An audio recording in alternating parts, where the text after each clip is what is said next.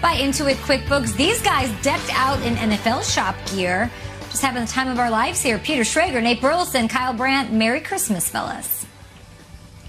Merry Christmas to you, Merry Kay Christmas. Adams. I would like to raise a glass to everyone. A nice, thick, viscous eggnog with a little nutmeg on top. I'm going to do this right. Nate Burleson, we're going to do the show today, Noggy style, my friend. Ah.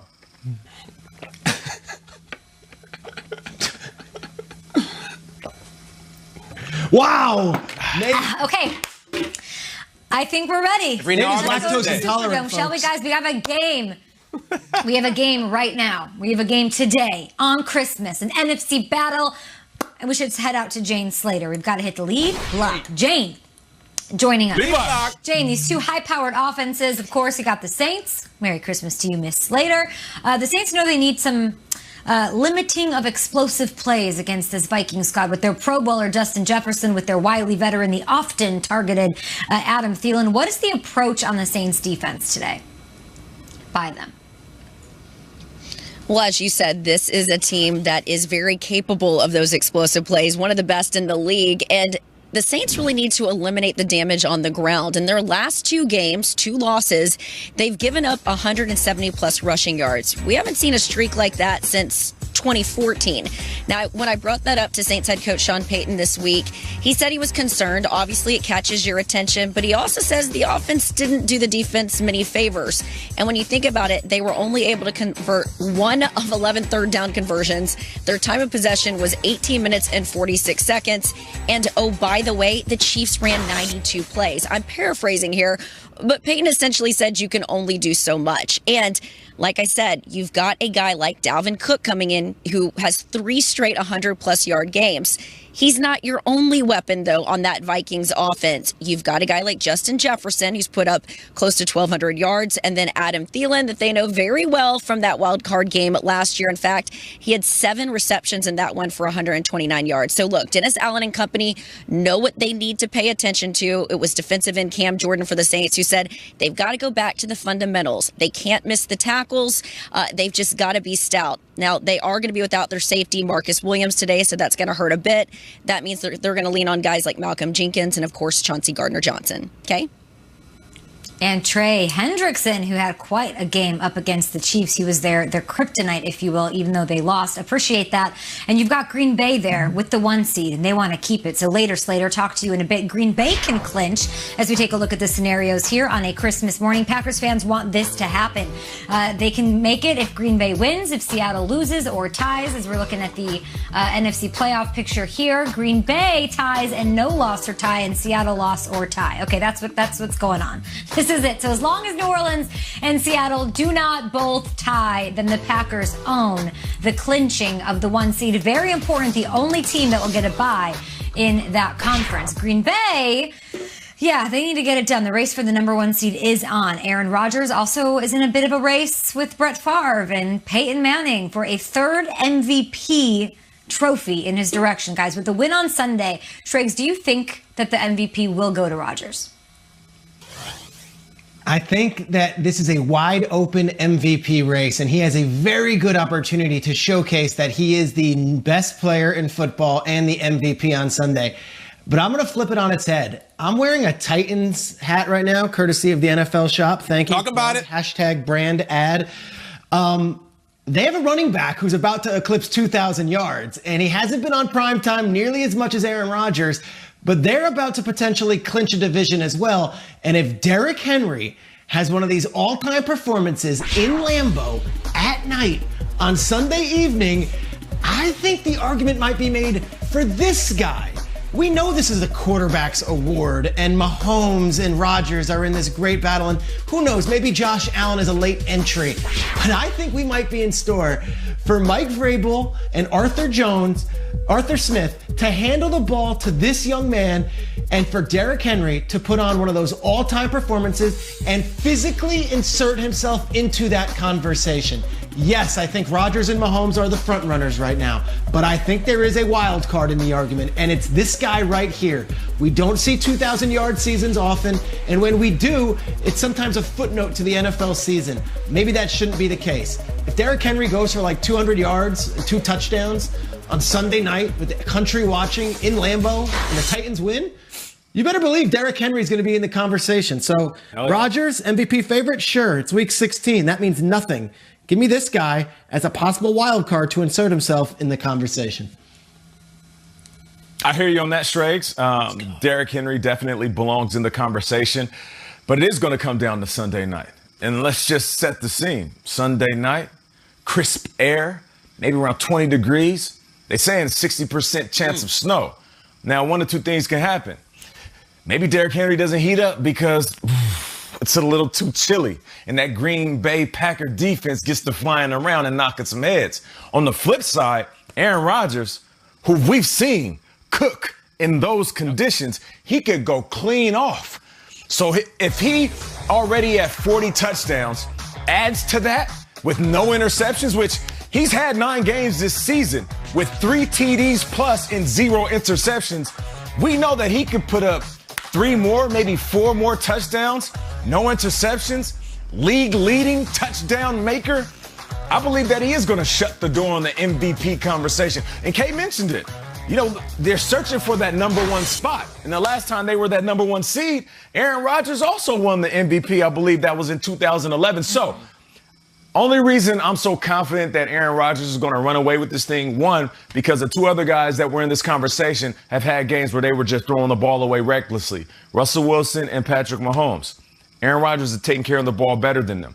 And on the flip side, I've also seen it firsthand. I've seen Aaron Rodgers, who we call Pennywise. I've seen him late in December cooking, sitting on the sideline like, damn, with the breath coming out of my mouth. And I'm saying to myself, that dude is a certified assassin at the quarterback position. And I believe that Sunday night isn't going to be any different. All right, we've seen it, Nate, but we didn't see it last week from the Packers and Rodgers. And they won, but I think Rodgers blinked as it pertains to the MVP race. This is why this is so fun. This is wide open. Wide open. It's really fun. Rodgers, they won. Credit to them. Of course, they beat the Panthers. But he did not have a big statistical game, and he and Devontae did not do their thing. And really, this MVP deal has become this statistical horse race. It really is putting up the huge numbers. He blinked, which I think opens it up. Now, here's the deal. To really get these votes down the stretch, you're going to have to show off. You need to show off. So, which is why Rodgers and, yes, Henry, Peter, have an opportunity to do that. Mahomes, last 2 weeks, it's over. They play Atlanta. They play the Chargers. There are 1 p.m. kickoffs. It's not his show pony time is over. I still think Josh Allen, if he plays the Patriots, Monday Night Football. Wow. If Allen is going out there and lighting up touchdown after touchdown, and he's doing Bill Belichick shots on the sideline, and he's doing them, they're going and he's putting up 40 points on the Patriots, Josh Allen has a say in this thing too, as a guy who comes running.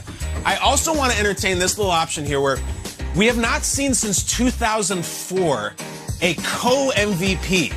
It does happen. It's not unheard of. 2004, Peyton Manning and the late Steve McNair tied as MVP, and they gave it to both. Prior to that, it had happened 3 times in the last 50 years. So we're having 4 viable candidates now. Mahomes, Rodgers, Derrick Henry if he steps up, and Josh Allen if he does too. Don't rule out 2 guys getting the MVP because you might be not knowing who to vote for. It's the best race I've seen in years. I'm so into it. That 2-guy MVP you're talking about was really controversial. I want to ask Schrag something. I'm not a voter. You know how these voters vote and how it works. Let's say Aaron doesn't show off. Derrick Henry doesn't show off. And the numbers between Aaron Rodgers and Patrick Mahomes are pretty even, Steven, right? We're saying it's a stats thing. When does the narrative come into play? The narrative of 20 of 22 starters returning for the Chiefs. Patrick Mahomes is the best supported, it's not his fault, but he's the best supported quarterback in the National Football League. And our expectation for that team is that he leads them into a Super Bowl. The narrative of Aaron Rodgers and the Packers going into this season was terrible loss to the Niners. You got to get him help. Why does he have to put this team on his back every day, every play of the season?